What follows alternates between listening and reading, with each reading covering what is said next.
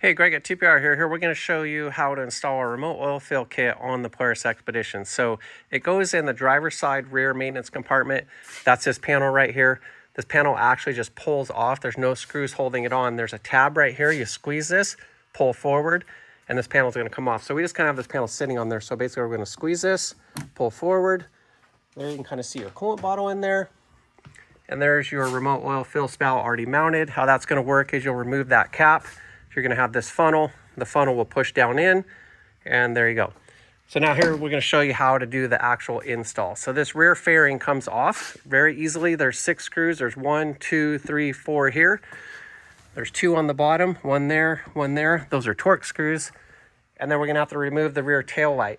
So it's going to have these gold screws. There's 1 right here, 1 right here. You can kind of see those 2 screws right there. Once you get those screws out, all you're going to do is pull the tail light out. The wires are going to be hooked on, just unplug it. That way you can just kind of set it inside here. Then we're going to remove this fairing. So I'll pull this last screw that I have on here out. And then this fairing actually just pulls off. So we have full access to this panel here. So once you get that off, you can see how it's mounted here. This is how your remote spout's going to come. It's going to come just like this with the 2 bolts in there, a couple plastic spacers. There's already 2 bolt holes that are drilled in here, so you don't have to drill any holes. You're going to just mount this in here. And then the routing of the line is kind of critical. So we're going to show you here. So you can kind of see how it goes down on the inside of that coolant hose, goes down through in here, and then goes down inside. So this part is the critical part. Our hose is that hose with the white lettering on it. It needs to be on the left-hand side of that coolant hose. So as long as it's routed down in there like that. And then we're going to give you some zip ties. So you can just kind of zip tie that hose up so it's not flopping around. So then we're going to go inside your bed here, kind of show you how the kit is. So it's going to come with the spout, the funnel, the oil cap, the hose, and some zip ties. So what we're going to do is we're going to go inside here. You're going to have your bed mat is going to be inside. You're going to need to remove that bed mat, and then you're going to have the cover to access the motor. So that's got 4 screws in it. Then you can lift that cover out. Then you're going to be able to access your valve cover, which will basically look just like this.